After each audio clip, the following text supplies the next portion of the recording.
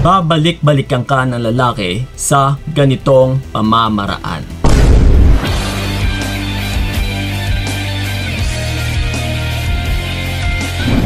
Yo, what's up?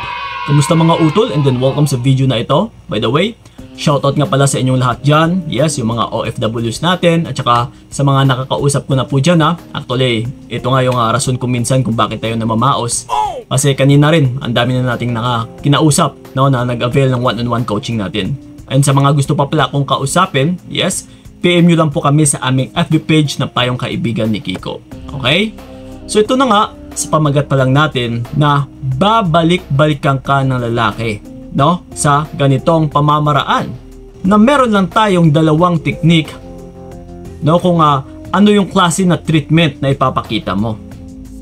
Na kung hindi nyo pa naranasan, na kung ano yung nararamdaman, no, kapag binabalik-balikan ka ng partner mo. Na halimbawa is umayaw na siya sa'yo, or niloko ka man, but still, no, bumabalik at saka bumabalik pa din. So, naranasan mo na ba ito, utol? Kasi kung hindi pa, kung gusto mong maranasan din, yes, gawin mo lang yung sasabihin ko dito sa video na ito. So, walang iba kundi dalawang treatment lang naman yung gagawin natin dito, utol, na kailangan mo lang din i-apply. And kailangan mo ring siguraduhin kung sa anong stage na dapat mong gagawin or kung saan mo siya pwedeng gawin. Okay? Na yung una sa lahat is yung treatment na nung time na kayo pa. Okay? Kung ano ba yung pagtrato na pinapakita mo sa kanya. Sa mga nagtatanong po dyan kung ano yung treatment po yan. Kasi may nabasa ako sa comment na, Kuya Kiko, ano po yung ibig sabihin ng treatment? Hindi po yan hair treatment kundi treatment or yung pagtrato mo sa kanya. Okay? Kung paano mo siya tinatrato. Kasi kailangan mo munang i-establish, no, yung treatment na kung saan hahanap-hanapin ng partner mo. Kasi kahit gagawin pa natin yung second treatment, no, na kung saan natin i-apply, is hindi po ito tatalab once na yung first treatment ay hindi mo nagawa. Kumbaga pa, kung wala ka namang na-establish or wala ka namang naibundar or na-build, no, sa partner mo na ito, is wala rin. Hindi talaga tatalab. So, marahil, utol, yung iba nga dyan is hindi nila alam kung paano nga ba i-establish yung treatment na hahanap-hanapin ng partner nila. Kundi, simplihan nyo lang as kung ano yung nararamdaman ninyo, kung ano yung alam ninyo na ipapakita sa partner ninyo para mahalin din kayo, is yun lang din ang gagawin ninyo. Okay, arugain mo siya, mahalin mo siya. Okay, ipakita mo na totoong minamahal mo siya. Na nandiyan ka palagi para sa kanya, palagi mo siyang iniintindi, palagi mo siyang inuunawa, palagi mo siyang tinutulungan. Yung tipong pinapakita mo rin yung best mo bilang isang partner. Okay? So yun po yung unang treatment na dapat mong i-establish, na dapat mong ipundar sa partner mo, na tiyak yan din ang hahanap-hanapin niya. At saka yun din ang magiging dahilan na para babalik-balikan ka ng partner mo na lalaki. Pero ito ngayon, depende rin kasi ito kung magagawa mo yung second treatment na kailangan mong i-apply. Walang iba sa pangalawa natin kundi yung treatment na kung saan na kapag nung ikaw ay iniwan, is anong trato ang pinapakita mo. No? Kung sa treatment kasi, utol, na halimbawa iniwan ka ng partner mo, kinalasan ka niya, niloko ka niya, and then yung treatment na pinapakita mo is yung paghahabol, pagbebeg, no, na palagi ko rin itong sinasabi kasi napaka-importanting bagay din ito. Dalawang stages lang po, utol, kung saan mo pwedeng gagawin. Yung pagtrato nung time na kayo pa, and yung trato nung time na hinihiwalayan ka niya or inaayawan ka niya.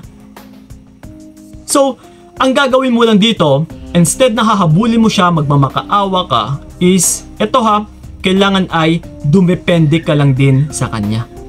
Okay? Kagaya nga neto, kung inaayawan ka ng partner mo, then wag mo na rin siyang pansinin, ayawan mo na rin. Kumbaga pa is mag-mirroring method tayo. No? Kung magpaparamdam siya sa'yo, then saka ka lang din magpaparamdam. Kung hindi man siya magpaparamdam is hindi ka rin magpaparamdam. Kasi ito utol ha, sa treatment na ito is tatatak or magre-register po ito sa utak ng lalaki na uy, yung babae na ito is kung kailan ko pwedeng bumalik sa kanya, is tiyak nandito lang naman naghihintay sa akin. Yes, ganun po yun. 'Di ba? Pero yun na nga is meron din siyang downside na kung palagi ka na lang ganito, nasakyan mo na lang siya, ay mag-aaksaya ka rin actually ng oras mo dito or ng panahon mo. Pero kung yung pakay mo lang din naman is yung maranasan mo na para babalik-balikan ka ng partner mo, and ito na nga, malay natin baka may gagawin ka rin paghihigante, pero it's up to you na po yan, nasa sayo na po yan. Pero kung gusto mo lang talaga siyang pabalikin, ito po yung tinuturo ko sa inyo, na talagang babalik-balikan ka ng lalaki sa ganitong pamamaraan. So yun na nga, hahanap-hanapin ka kasi ng lalaki utol dahil nga sa first treatment na pinakita mo. Na maaalala ng lalaki na uy, yung babae na ito, actually ginagawa niya lahat-lahat to para sa akin eh. So pwede ko siyang pakinabangan. Actually, talagang napapakinabangan ko kasi sa dati. So ngayon, ito, babalikan ka niya. Lalong-lalo na sa second treatment mo rin na kung babalik siya is nandiyan ka lang din naman. Na kung kakausapin ka niya is kung makausap ka rin or nagiging responsive ka rin naman. Kumbaga pa, ang pagiging responsive mo ay dumedepende lang sa kanya. So don't do more if he is doing less. Kung hindi ka niya kinikibo, wag mo rin siyang kibuin. Kung hindi ka niya nire-reach out, wag mo rin pangunahan. Kung hindi ka niya kinakamusta, wag mo rin kamustahin. No? Kung hindi ka niya tinatawagan, wag mo rin tawagan. Ganun na po yun. So kung ngayon, kung kailan siya babalik is, try mong nandyan ka lang din pa rin naman. Pero ang mas mainam po utol, ito nga no, medyo risky din. Kasi ang sa topic lang naman natin dito is para mapabalik mo siya or para babalik-balikan ka talaga ng lalaki. Pero if I were you no, kung pababalik at saka pababalikin mo lang din naman siya sa'yo, is sa bawat oras nito ay nag-aaksaya ka lang ng panahon mo. Pababalikin mo siya, and then wala na naman, iiwan ka na naman, tsaka uulit na naman, papabalikin mo na naman siya. So, always think na kung ano din yung klase na tao or na lalaki yung gusto mong pabalikin sa'yo. Yan po ang pinaka-importante sa lahat-lahat udol. Okay?